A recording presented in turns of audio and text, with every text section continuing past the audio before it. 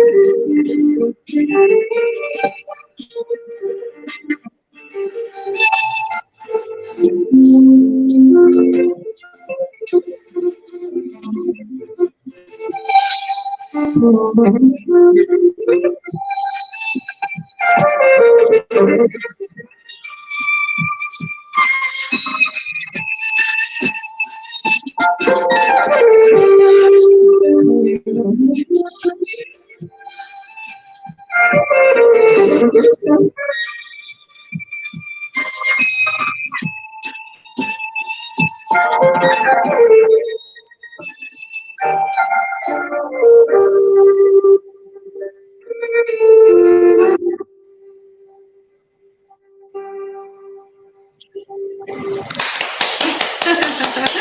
you so much for this very private concert. This was amazing. Yes, great. Thank you very much. Thank you. We really enjoyed that. My first question that I actually have, where one can get such a cool violin? Yes, so this violin is the electric violin, as you can see. Yeah. It's handmade in Brazil by Mauricio Brothers. So I ordered it from overseas, and yes, I'm very happy with it. It's got LEDs in, so it can change its color as well. Yes, I have seen Especially that, yeah. on stage, when you're wearing a beautiful dress, for example, a blue dress, then you can make the violin blue. yes, So it's just that's cool. it's beautiful. Just adds to the whole stage presence and stage personality. It's just got a lot of Yeah. attitude. I have never seen this like with the light in. I mean, like that's really awesome. That's how long you have to wait for such a violin. I think that's custom made, right? Yes, these are custom made, so it's a handmade electric violin. So I'm not sure how long it takes for them to produce it, but they are obviously very strategic with their production. So they make a whole lot of fingerboards, produce them, and then when the violins are assembled, then that's probably what takes a bit of time. And then I also show you, I have a beautiful acoustic violin. Oh, yes. Oh, This is the one I can relate to, yes. Exactly. This is like grandpa's violin. Yeah, so this violin is a German-made violin in 1911 for the Leipzig Gewandhaus, for the orchestra. This is not far from where I grew up. It's a actually. very musical area there as well. I mean, Leipzig Gewandhaus is world famous. But I have not received one gene of this area. No. I'm totally unused.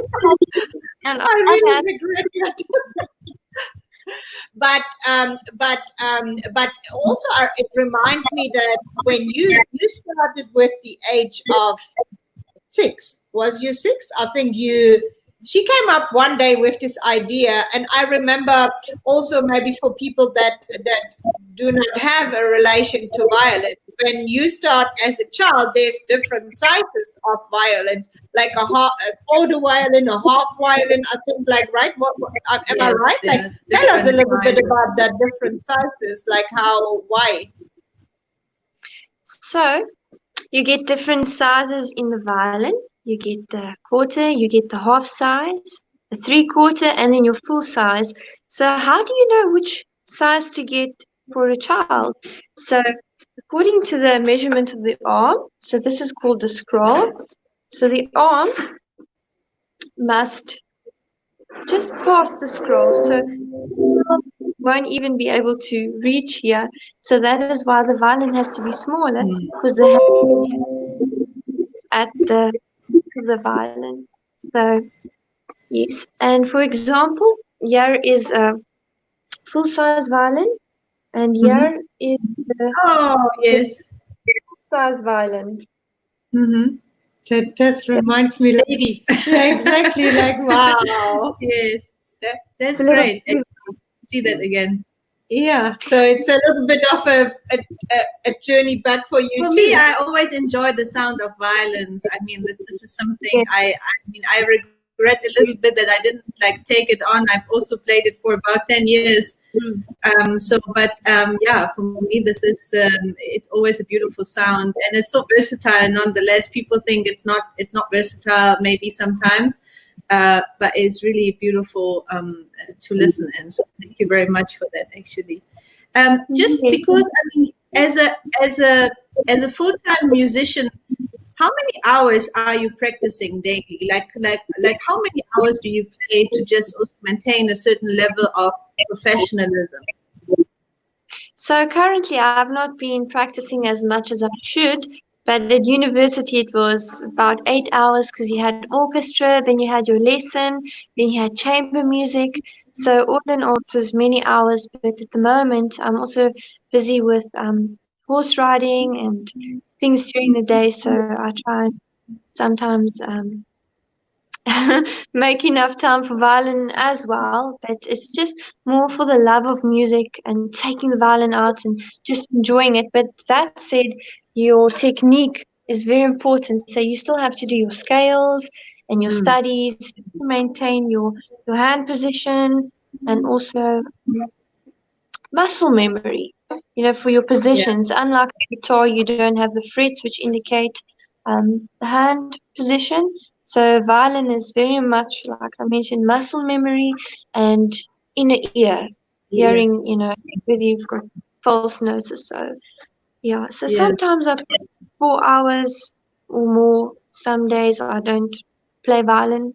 So, yeah, depends. I mean, I think, and you don't need to feel guilty saying that, because I think right now, everyone who is a professional in a way or the other just maybe takes out some time for like him or herself and just does something completely different, just to also clear your mind. I think that is something that a lot of people right now also are enjoying in a way, to just, as you said, not be like following the rat race, and just like also do what they maybe have never time for, so like maybe you riding or like any other hobby that they have, or just, I mean, being with the family for a lot of people in our industry has been like rare, specifically for Easter time or like any other weekend where everyone is usually like on the go and working, because when are people celebrating? Mostly when everyone else is enjoying themselves, like on the weekend, and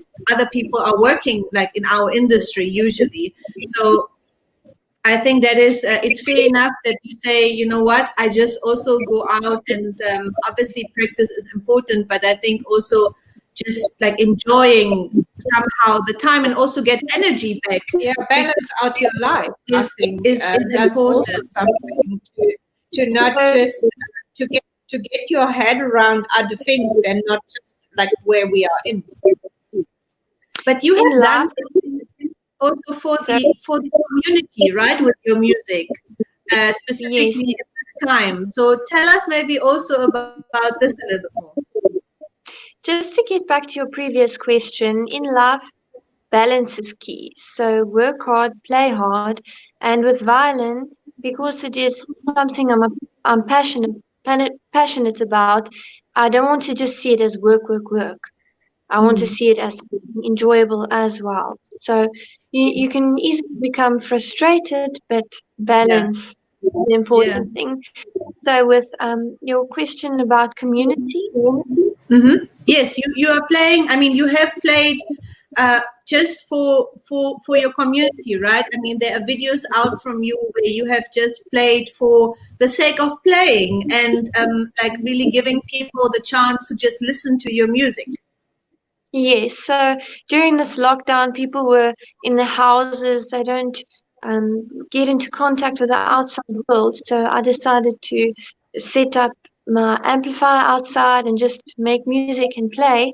And to my surprise, an elderly lady came down the street outside to our fence, and her face was red. She was full of tears, and I thought something had happened. So she had wandered from her house, she told me. She just followed the music until she came to the source, which was the violin being played, and she told me how much it meant to her, and I was so absolutely touched by it. So it just once again just showed me that music is so unifying, and it really touches the heart.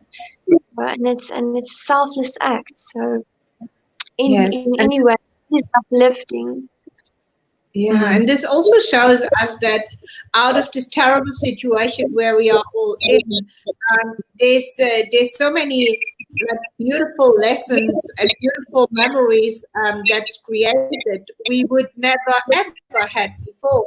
I mean, what you say, I also heard like a couple of weeks back that I can't remember who was that. One of the musicians in Cape Town was climbing on the roof. Still, when we were in deep lockdown, he was climbing on the roof of his house and played music, and everybody actually just listened. And I think this is unbelievable. Or look in Italy when they had these lockdowns. I mean, like musicians were playing music, were singing on the balconies. I think that was, like, I still get goosebumps when I just talk about that, because this was something never ever you could imagine that can happen, but it's so touching. Yes, so COVID has had its positive, well, let me rather specify lockdown, has had its positive influence yeah. just on the things of life which are special, which are essential, and it brings new appreciation. Like, for instance, now this example of the individual climbing on the roof, that just is, it's something memorable, it's something unifying, and I don't see how that would have happened if there wasn't a lockdown, if there was just the rest of society going on. So during this time, I believe a lot of ideas which have, instead of being shelved, have been birthed during this time and are going to take, possibly new frontiers are going to be set. So, wonderful ideas are going to just be positive and have a wonderful effect. We know that a lot of pressure creates gems. So this is actually also what will happen. And I think just as what you said as well, and I think like music has a really amazing opportunity. And I think like your life is measured by the amount of lives that you can touch. And music has just this very special opportunity to really go deep down to a lot of people. Yeah. For sure. One more question, one final question. Like, are you also like teaching? Because you said at the beginning, and to make the circle round, you have received lessons as a child here in the Gardenwood, which is actually amazing, because this is a little bit a sleepy area of the world. Like, honestly saying, like, people enjoy the laziness of the area, so there's not really a lot of like good things happening. So is this something what you also do? Like you teach like now, maybe now also during or this in time? the future, or is it something that you say, oh, no, this is not my job? So after my studies, I resided in the Cape, and I was teaching at Redham and private schools, and then I decided to move back to George. Then I was teaching music at Glenwood private school, and also from home privately for children which travel from far, like Oudtshoorn, Sedgefield, Mossel Bay, for private lessons. But as I also mentioned before the cut off, I was planning to go in April. So in January, I've told all my learners that I'm going overseas. So that is when I stopped teaching. So at the moment, also due to COVID and the lockdown, I haven't been teaching. So I specialize in music education specifically because I've got a love to teach and to share knowledge and have a positive input in young lives. Not to, how can I say, it's so important as a teacher what you verbally say. You don't say, try and do this scale or try and play that. You must have a positive influence and positive speaking. Let's do it.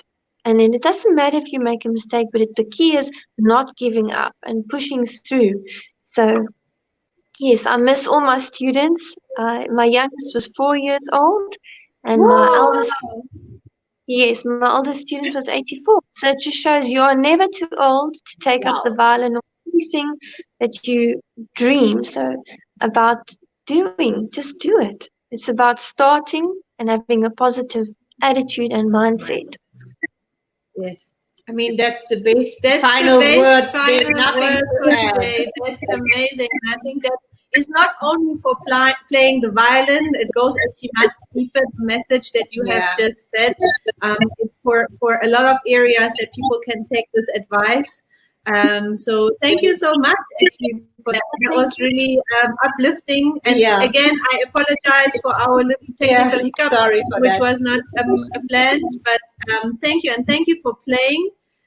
We wish you that your dreams will come true in the next year. Hopefully that the borders will open, that you are allowed to travel, that you can take your violin, that you can really touch a lot of lives with your music. That you can go to Leipzig and actually play in Leipzig where like your violin is coming from. It's a very beautiful area, this area in Germany as well. So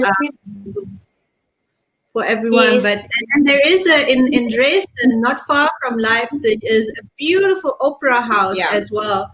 World famous, and the acoustic is just is mind blowing. So I think the love for music will make you travel the world. That's amazing, actually. To see, we're gonna follow you and see where it will take you. Yes, and the love of music will reunite this Leipzig Gewandhaus Violin back to Leipzig and hopefully into the Gewandhaus to be played there. So it's all the young. Have you applied for that already? Pardon? Have you like applied for this, or have you made contact to them actually already? Actually, I'm really considering to play for Andre Rio. So I'm going to wow. to do. I'm a big fan of him. She's one of she has CDs and like plays along. Yes, and I mean, it's never you can never dream big enough. No. So that is the way to go.